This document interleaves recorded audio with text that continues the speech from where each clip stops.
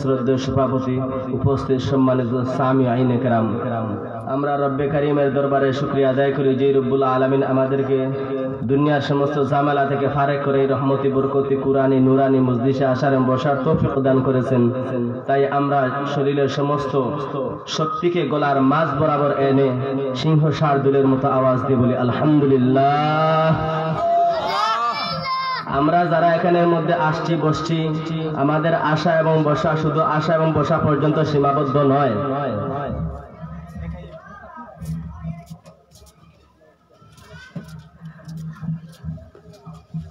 আমরা যারা এখানে আসছি এবং বসছি, আমাদের আশা এবং বসা পর্যন্ত সীমাবদ্ধ নয়। আল্লাহর নবীর হাদিসের বাণী অনুযায়ী আমাদের এই মজলিসটা রহমতের দ্বারা পরিপূর্ণ হয়ে গেছে। আমাদের এই মজলিসের চতুর্দিক ফেরেশতা বেষ্টন করিয়া আছেন, বলেন সুবহানাল্লাহ। নেকের কাজ, সোয়াবের কাজ, দ্বীনের কাজ, কোরআনের কাজ, হাদিসের কাজ, ইসলামের কাজ, এটা টাকা থাকলেই হয় না, শরীরের মধ্যে শক্তি থাকলেই হয় না, এটা গায়ের জুড়েও হয় না। দ্বীনের কাজ, কোরআনের কাজ, মজলিসের কাজ, হাদিসের কাজ, ইসলামের অর্থাৎ সর্বক্ষেত্রে ইসলামের সমস্ত কাজ করার জন্য পূর্ব শর্ত হলো আল্লাহ তাআলার পক্ষ থেকে সে তৌফিক প্রাপ্ত হতে হবে। ইসলামের কাজ করার জন্য যে আল্লাহ তাআলার পক্ষ থেকে যে তৌফিক প্রাপ্ত হয়নি, সে ইসলামের কাজ করতে পারবে না। কাজেই আমরা এখানে যারা রহমতের মজলিসে যারা আসলাম বসলাম, বুঝতে হবে আমাদের মতো অনেক মানুষ আছে বালিগাঁও রাজনগর অঞ্চলে, এরা কেন এখানে আসে নাই, বুঝতে হবে সে আল্লাহ তাআলার পক্ষ থেকে সে তৌফিক প্রাপ্ত হয় নাই। আমরা আসছি বসছি, বোঝা গেল আমরা আল্লাহ তাআলার পক্ষ থেকে সে তৌফিক পেয়েছি, আল্লাহ আমরা তৌফিক প্রাপ্ত হয়েছি। আমি সংক্ষিপ্ত সুরে সংক্ষিপ্ত পরিসরে কয়েকটি কথা বলবো, যেহেতু মুহাদ্দিস সাহেব মুফতি সাহেব দামাত বারাকাতুহু উপস্থিত হয়ে গেছেন। মিজানুর রহমান দামাত বারাকাতুহু রাজনগর এলাকার সূর্য সন্তান মুফতি হযরত মাওলানা মিজানুর রহমান দামাত বারাকাতুহু উপস্থিত হয়ে গেছেন। আমি সংক্ষিপ্ত পরিসরে কয়েকটি কথা বলবো। ওমা তৌফিক ইল্লা বিল্লাহ। আমার পঠিত আয়াত এবং হাদিসকে সামনে রেখে আমি মুহাম্মদুর রাসূলুল্লাহ সাল্লাল্লাহু আলাইহি সাল্লামের সম্মান সম্পর্কে কয়েকটি কথা বলতে চাই।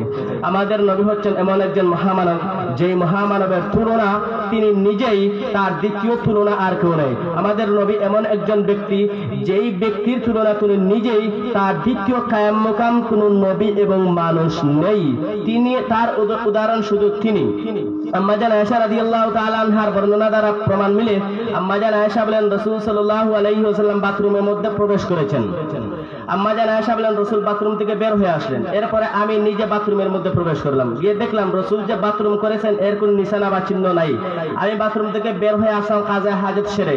এরপরে রাসূলকে জিজ্ঞাসা করলাম, ইয়া রাসূলুল্লাহ, ইয়া হাবিবাল্লাহ, আপনি বাথরুমের মধ্যে প্রবেশ করেছেন, আপনি কি বাথরুম করেন নাই, কাজা হাজত সেরেননি? আম্মা জান আয়েশার কথার জবাবে নবীজি বলেন, কেন, আমি বাথরুমের মধ্যে প্রবেশ করেছি, অবশ্যই আমি কাজা হাজত সেরেছি, বাথরুম করেছি। আম্মা জান আয়েশা বলেন, আপনি যদি বাথরুম করেই থাকেন তাহলে আপনার বাথরুম করার তো কোনো চিহ্ন পাইলাম না।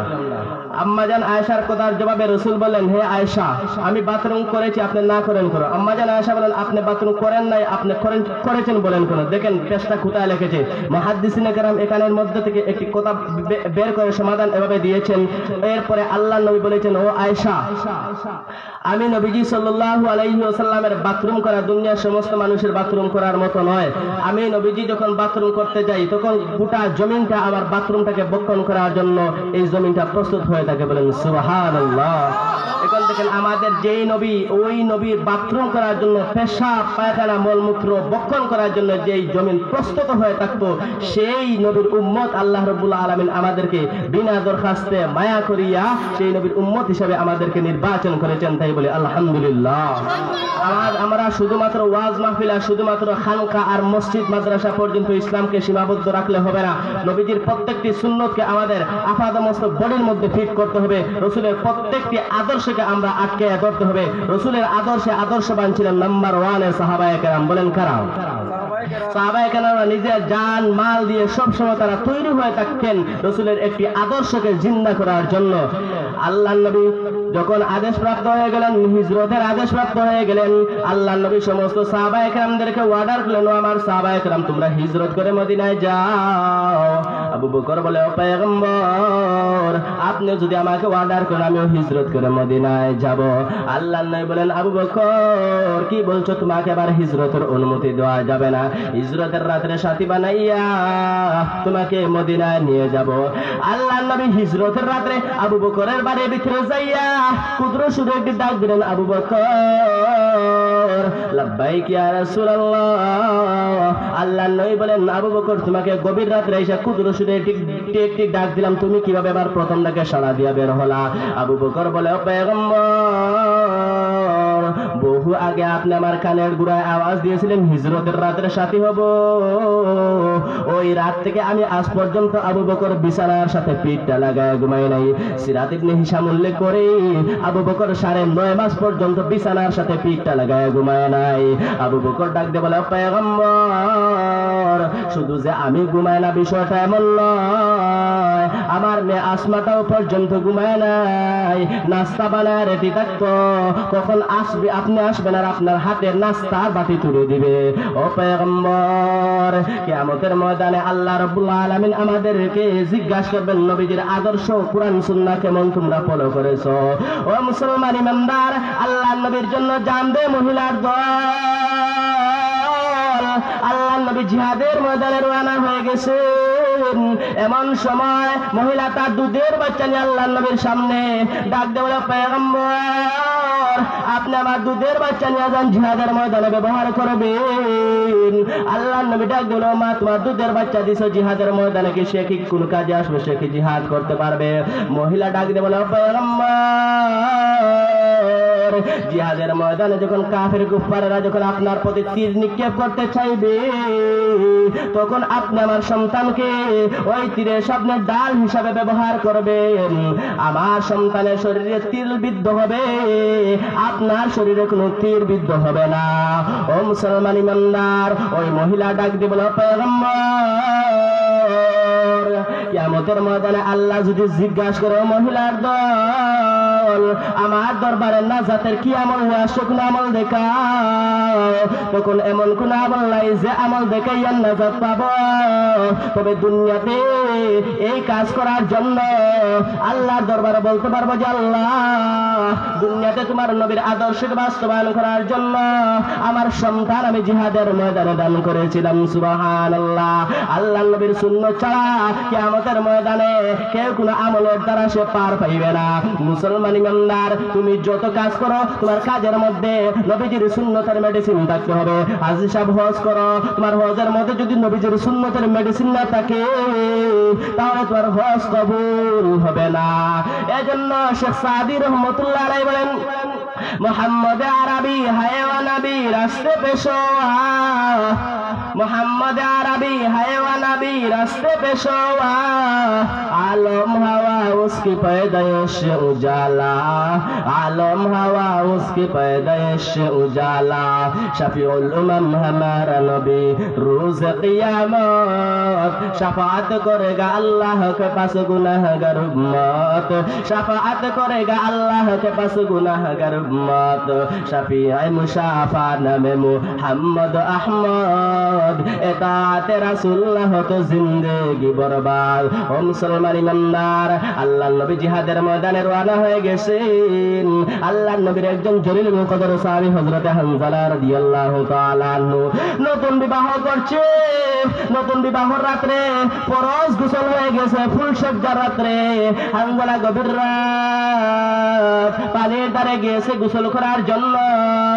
এমন সময় কে যেন এসে আওয়াজ দিছে, আল্লাহর নবী আর ঘরে নাই, জিহাদের ময়দানে অবতরণ করছেন। হানজালা বলে, ফরজ গোসল করব না জিহাদের ময়দানে গিয়ে আমার নবীর কাতারে গিয়ে দাঁড়াবো? হানজালা বলেন, না না, গোসল হবে না, গোসল হবে না, আল্লাহর নবী নাকি জিহাদের ময়দানে অবতরণ করছে। আমি হানজালাও বেঁচে থেকে আর কোন লাভ নেই। আশেক কাকে বলে? আশেক হবে না দাঁড়ায় শাহেদ শাহেদ আলম, আশেক হবে না দাঁড়ায় শাহেদ শাহেদ আলম, সুন্নত কি पैरवी करते हूँ हर जहर दम। হানজালা এবার বলে, না গোসল হবে না। লঙ্গি নিয়ে স্ত্রীর কাছে ডাক দিয়ে বলে, স্ত্রী গো, লঙ্গি নে তোর বাড়ি দে, আল্লাহর নবী নাকি জিহাদের ময়দানে অবতরণ করছে। হানজালা বেঁচে আর থেকে আর কোনো লাভ নাই। হানজালার স্ত্রী ডাক দিয়ে বলে, ও স্বামী আমার, একটাবার চেহারাটা দেখে যান যাতে কিয়ামতের ময়দানে আমি আপনাকে পরিপূর্ণভাবে চিনতে পারি। আল্লাহর নবীর সাহাবী হানজালা বলে, ও স্ত্রী গো, আল্লাহ যদি পরিচয় করান আল্লাহ নিজেই পরিচয় করা দিবেন, আর স্ত্রী দেখা হবে না। একথা বলে হানজালা তরবারি নিয়ে দৌড়ায়, হাজার হাজার কাফির নিধন করে হানজালাও নিজে শাহাদাত বরণ করলো। মুসলমান ইমানদারগণ, যখন এক পর্যায়ে যুদ্ধ যখন শেষ হয়ে গেল, আল্লাহ নবী সাহাবায়ে কেরামকে বললেন, আমার সাহাবায়ে কেরাম দেখো কোন কোন সাহাবী আমি নবীর ইজ্জত রক্ষার জন্য, আল্লাহর দ্বীন রক্ষা করার জন্য, কোন কোন সাহাবী আমি নবীজির সুন্নাত কায়েম করার জন্য জিহাদের ময়দানে আয়েশা গলা কাটাইয়া জান দিল। ওই সমস্ত শাহাদাত বরণকৃত সাহাবায়ে কেরামদের লাশ এক জায়গায় জমা করো, তাদেরকে পরিহিত পোশাক সহ বিনা গোসলে তাদেরকে দাফন করা হবে।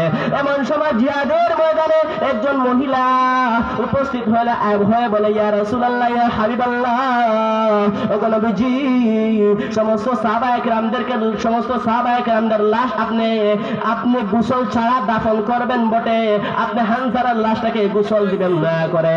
আল্লাহ নবী বলেন, ও মহিলা, তুমি কে? তোমাকে চিনতাম পারলাম না। শরীয়তের বিধান হলো যে শহীদ হবে তাকে বিনা গোসলে দাফন করা, তুমি কেন হানজালাকে দাফনের কথা বলছো? আল্লাহ নবীর কথা শোনার পরে মহিলা ডাক দিয়ে, পয়গম্বর, আমি আপনার আদরের সাহাবী হানজালার একজন স্ত্রী, বাসর রাত্রে গোসল ফরজ হয়ে গিয়েছিল, এই কথা শোনার পর বলেছিল আর গোসল হবে না। এমন কথা বইলা জিহাদের ময়দানে এসে গলা কাটাইয়া শাহাদাত বরণ করেছে। আল্লাহর নবী বলে, ও সাহাবায়ে কেরাম, শুনে রাখো, যে সাহাবী আল্লাহর নবীর জন্য, আল্লাহর কোরআনের জন্য এসে গলা কাটাইল, ওই সাহাবীর গোসল দুনিয়ার কোন পানি দ্বারা হবে না, ওই সাহাবীর গোসল জান্নাতের পানি দিয়া ফেরেশতাদের হাতে হবে। এমন সময় একজন সাহাবী দৌড়ে গিয়ে প্রমাণ করে গিয়ে দেখি হানজালার গোসলের পানি চুলের গোড়া থেকে টপ টপ করে জমিনের মধ্যে পড়তেছে। যেরকম সুবহানাল্লাহ। এখন দেখছেন সাহাবায়ে কেরামরা কিভাবে নিজেকে রাসূলের আশিক প্রমাণ করতে চেয়েছেন, নিজের জান, মাল, বিবি, বাচ্চা, ইজ্জত, আবরু সবকিছু একবার উজ্জীবিত করে দিয়েছেন, সবকিছু বিসর্জন দিয়েছেন শুধুমাত্র নবীজির সুন্নতকে পালন করার জন্য। আমরা সবাই আল্লাহ রাব্বুল আলামিনের দ্বীনকে, নবীজির সুন্নতকে আমরা যেন পালন করতে পারি, আমরা সবাই যেন নবীজির কথার উপরে আমল করতে পারি। আমরা একদম ভালো একজন আল্লাহওয়ালাদের সংস্পর্শে যাইয়া নিজের আমলটাকে পরিশুদ্ধ করিয়া সবাইকে খবরের মধ্যে যাওয়ার তৌফিক দান করবেন, বলেন আমিন। ওয়া আখিরু দাওয়ানা আলহামদুলিল্লাহি রাব্বিল আলামিন।